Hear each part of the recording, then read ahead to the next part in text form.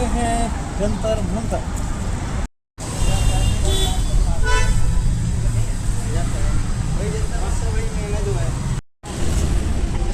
मेरे साथ में 3-4 भाई मेरे साथ जुड़े हुए हैं, थोड़े जानकार है बंदे, यूट्यूब पे देख के मिले हुए। मान लो नाम क्या भाई आपका? गोविंद। कहाँ के रहने वाले हो आप? बस आप भैया जी? यूपी से रहने वाले हो अजय भैया जी? Aditya from UP. और क्या कैसे चल रही है? बढ़िया चल रही है। खींच के करेंगे काम।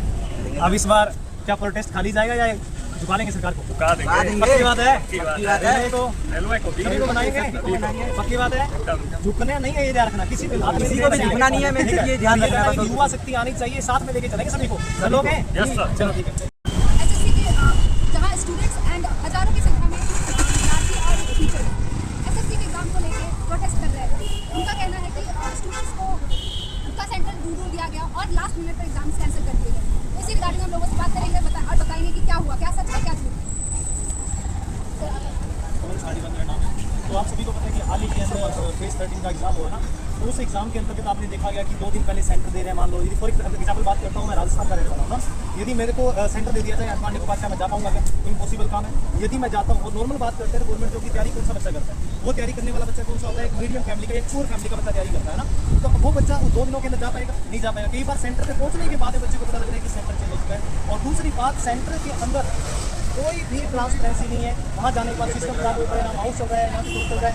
कहने का मतलब ये है कि कुल मिला के वहाँ पे बच्चों के साथ मारपीट की गई और वहाँ पे किसी टाइप का कोई ट्रांसपेरेंसी नहीं है। मतलब हर किसी बच्चे के साथ धोखा हो रहा है। इससे पहले एग्जाम पीसीएस कंडक्ट करवाता था, हाल ही के अंदर दिला दी गई है, लेकिन किसी टाइप का कोई ट्रांसपेरेंसी नहीं है। हमारी डिमांड है कि एसएससी की बात करते हैं, एसएससी के साथ साथ हम ये चाहते हैं कि रेलवे के अंदर भी ये बात है। रेलवे के अंदर आप सभी को पता है कि शुरू में कैलेंडर की बात करती, ऐसे जैसे रेलवे का कैलेंडर आउट हो जाता है, लेकिन उसके बाद में वैकेंसी पे कोई वो एक बार आउट होने के बाद कंटिन्यू वैकेंसी नहीं आ रही। वैकेंसी जा रही है तो उसका एग्जाम टाइम पे नहीं हो रहा। उसके बाद अभी ग्रुप डी की बात करते हैं ना, तो ग्रुप डी की बात करेंगे तो भी हाल ही के अंदर ठीक है, वैकेंसी से पहले उन्होंने क्या किया था, क्वालिफिकेशन जारी कर दी, उसके बाद में चेंज कर देते हैं, वो कोर्ट में फंसा हुआ है, कोई अता पता नहीं है, रेलवे का भी नहीं पता। अब एसएससी की बात करते हैं, सीजीएल का एग्जाम भी बिल्कुल आ चुका है, सिर्फ है ना 10 दिन के बाद एग्जाम है ना, और अभी भी कोई पता नहीं है। जैसे डायरेक्टर से बात हुई थी, चेयरमैन से बात हुई एसएससी के, तो सुनने में आ रहा है, तो उन्होंने एक ही बात बोली, एग्जाम कैंसिल नहीं होगा।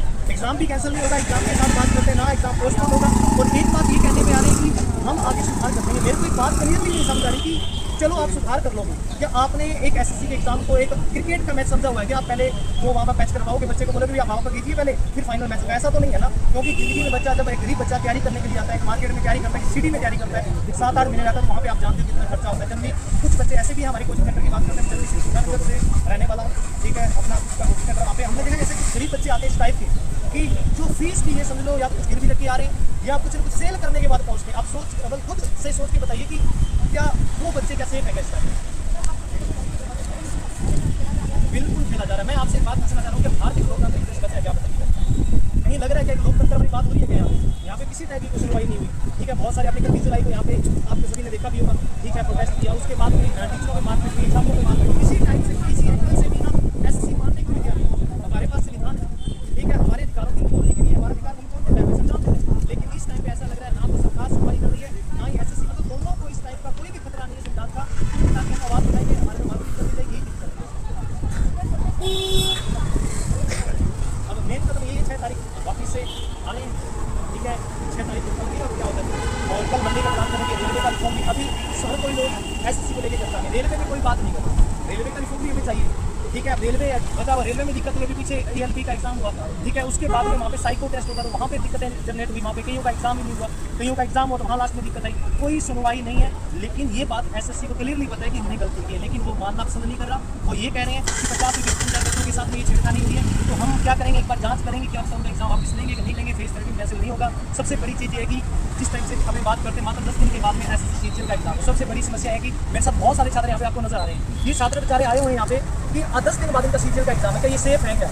इस टाइम पे इस टाइम पे यहाँ ना करके तैयारी करनी चाहिए, नहीं चाहिए। अब आप सोच के देखिए, बच्चा यहाँ खड़ा है, या तो आप एग्जाम पोस्टपोन करिए, या आप वेंडर चेंज करिए। वेंडर चेंज नहीं करना चाहते तो आप हमारी को ट्रांसपेरेंसी से एग्जाम कंडक्ट करवाने की हमें गारंटी चाहिए, हम ट्रांसपेरेंसी से एग्जाम करवाएंगे। इसके लिए हमें ये चीज़ क्लियरली चाहिए, हम इसलिए करते हैं। अब जल्दी आपको पता है एसएससी की नॉर्मल सी बात है कि चंद पैसों के लिए आप वेंडर चेंज कर रहे हो। वेंडर चेंज करने के बाद में आपके सामने नजर आ रहा है जो काम हुआ है। मेनली आपने देखा होगा, जहाँ शिक्षक से छात्र से एग्जाम देने जाए तो वहाँ पे बच्चा ही मार के खाएगा क्या? अब पीछे नहीं हटने वाले। अब ये मैं हर किसी को रिक्वेस्ट करूँगा, हर बच्चे से रिक्वेस्ट करूँगा, टीचर से रिक्वेस्ट करूँगा, एक आम जनता से रिक्वेस्ट करूँगा, क्योंकि इस टाइम पे हम सभी को साथ आना पड़ेगा। यदि नहीं आएंगे, इस बार वोट दे दी तो ये समझ लो कि आने वाले समय में बहुत हमारे साथ गंदे हालात क्रिएट हो जाएंगे, क्योंकि इस बार आवाज़ उठाना बहुत ही ज़्यादा जरूरी है। नहीं उठाई तो फिर ये समझ लो कि यहाँ पे मेरे को तो लग रहा है कि तानाशाही क्रिएट हो जाएगी। नॉर्मल बात है। आपकी एसएससी से क्या मांग है? आप क्या मांग रहे हम एसएससी से इतनी मांग कर रहे हैं, या तो वेंडर चेंज करो, ठीक है, वेंडर नहीं चेंज कर रहे तो आपको भैया एक्सेप्ट करना पड़ेगा, हमने गलती की है, चाहे एग्जाम पोस्टपोन करो, यदि आप करते हो तो नहीं करते तो भैया एक कंडीशन है भी, ठीक है, बच्चों को ना जल्दी से जल्दी ये क्लियर करो भैया, हम आगे जो एग्जाम होगा उसके अंदर ट्रांसपेरेंसी रहेगी, किसी टाइप की कोई गलती नहीं होगी। मतलब जो पिछले 1-2 दिन का देखा कि एक्सेप्ट नहीं करना चाहिए, जहाँ तक अगर एक्सेप्ट करेंगे मतलब पता ही नहीं किस टाइप से उनको कोई अपने सरकार का भी नहीं पता होगा। मेरे साथ बच्चे भी जुड़े हुए हैं, इनसे क्या पूछ सकते हो इनके साथ में क्या आपको क्या प्रॉब्लम फेस है? पहले कंडक्ट करवाया था, बट टीसीएस उसमें क्या हुआ, कुछ क्वेश्चन जो है उसमें एरर आया, और उस एरर क्वेश्चन को हम लोग सुधारने बोले, हम लोग सिस्टम में जो खड़े हैं उसको सुधारने बोले, उन्होंने सिस्टम को ही चेंज कर दिया। टीसीएस से भी घटिया वेंडर को ले आया, इसका नाम है किंग। उसने क्या किया, पहले तो 2022 में वो ब्लैक लिस्ट किया, जिसमें मध्य प्रदेश में पेपर कंडक्ट करवाया था, जिसमें वो पकड़े गए थे, हम भी हुआ था मौका। अब ब्लैक लिस्टेड कंपनी को केस कैसे लाए, वो तो सर जो है मतलब कि गवर्नमेंट की तरफ से नोटिस आया और एसएससी ने नोटिस जारी किया कि हम ऐसे वेंडर को लाएंगे जो एकदम फ्रेश है और एक्सपीरियंस के ऊपर। तो यहाँ पे जो वेंडर लाया है वो तो पहले से मतलब कि कंडक्ट करवाया, प्रेशर को नहीं है, और प्लस में ब्लैक लिस्टेड भी है, और ये सारे के कारण यहाँ पर हो रहा है एसएससी। आपको क्या लगता है कि प्रोटेस्ट की बस आखिरी उपाय है? बिल्कुल आखिरी उपाय यही है, क्योंकि हम कुछ भी कर ले यहाँ पे टीचर्स का नहीं पता है, यहाँ पे टीचर्स पे लाठीचार्ज हो रहा है तो स्टूडेंट्स का क्या है? अगर प्रोटेस्ट से नहीं हुआ कुछ तो आप लोगों का अगला कदम क्या होगा? नहीं, प्रोटेस्ट ही होगा, उससे आगे कोई एक्शन नहीं लिया जा सकता, जो भी उससे आगे हमारा डेमोक्रेसी भी है, हमारे फंडामेंटल राइट्स को भी फॉलो करना होगा, हमारा हम अपने हैंडल आपको लगता है कि भविष्य आपके भविष्य के साथ खेला जा रहा है? बिल्कुल खेला जा रहा है। आप देखो कि सेंटर पे पहुंचने के बाद आपका सेंटर यहाँ दिया है और आप पहुंच गए वहाँ पे आर के डिजिटल सेंटर आप पहुंच गए, वहाँ पे एक बच्ची पहुंची थी, एक स्टूडेंट, जिसने बताया कि मेरा सेंटर यहाँ पे दिया है। अब पता चलता है पहुंचने के बाद उससे ईमेल आता है कि ये जो है ये आर के सेंटर नहीं है, आर के डिजिटल, ये चला गया आपका एक पवन गंगा इंटरनेशनल, ये जो बहुत काफ़ी डिस्टेंस होगा उसका पेपर छूट गया। ऐसे एक स्टूडेंट नहीं, बहुत सारे स्टूडेंट हैं।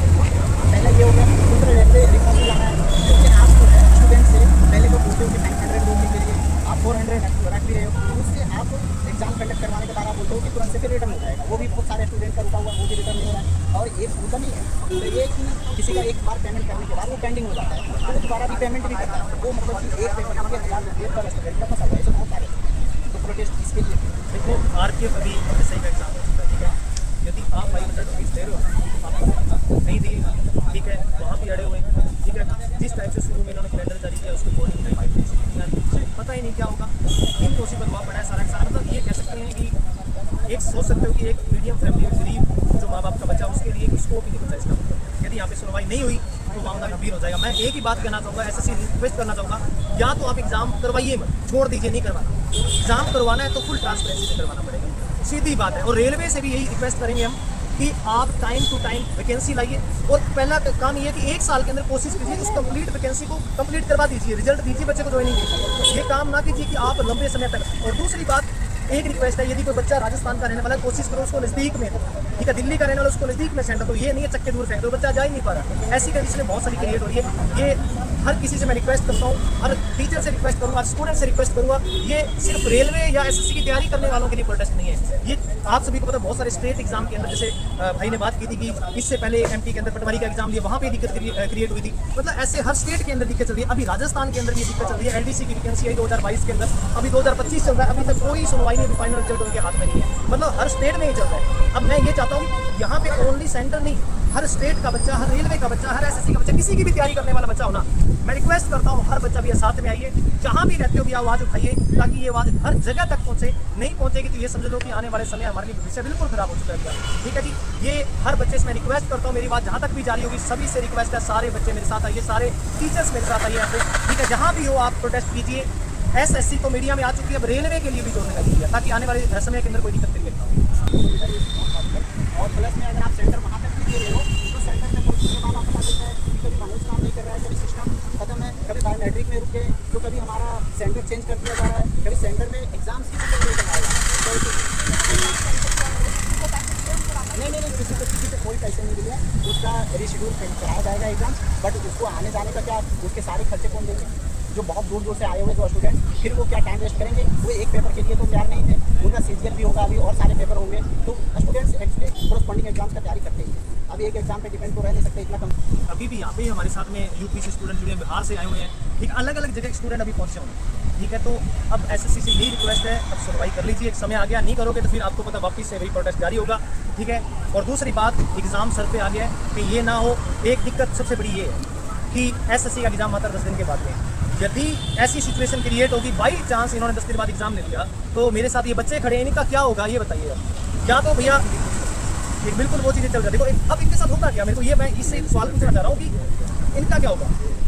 ये तैयारी करनी चाहिए कि इनको यहाँ पे सड़कों पे घूमना चाहिए, हमारे साथ प्रोटेस्ट करना चाहिए। आप पैटर्न भी चेक करोगे, उसका भी इन्फॉर्म कर दो 1 मंथ के मतलब 10 दिन पहले, आप उसके लिए भी आप 2-3 मंथ पहले बता दो कि मैं पैटर्न भी चेंज करने वाला हूँ, इंटरफेस चेंज होगा, ये सारा पहले देना चाहिए था। आप एग्जाम करवा रहे हो, उस मंथ में आप जारी कर दो मेरा पैटर्न ये होगा, इंटरफेस ये होगा। कुछ स्टूडेंट को इसको समझने में उसको टाइम लग जाएगा, जो विदाउट प्रैक्टिस रहेगा, क्योंकि उन्हें लगेगा कि हम बार बार एग्जाम दे रहे हैं, हमारे लिए तो ईजी है, वही इंटरफेस होगा, वही पैटर्न होगा, बट पैटर्न भी चेंज कर दिया। सीधी से कहना है कि आप एग्जाम्स को पोस्टपोन करो, आप पैटर्न को थोड़ा स्टूडेंट्स को भी समझने दो, आप क्वेश्चन में जो बदलाव आए हो उन क्वेश्चन पे स्टूडेंट को भी आप बोल नया वेंडर जारी किया है एजुकेशन अवार्ड का, पहले से ब्लैक लिस्टेड कंपनी से आप कोई भी बढ़िया काम नहीं करो। इससे पहले एसएससी ने जितना भी काम किया बढ़िया किया है। टीसीएस उसकी जो वेंडर थी, उसने हर काम बहुत ही क्लियरली और बहुत ही सफाई से किया।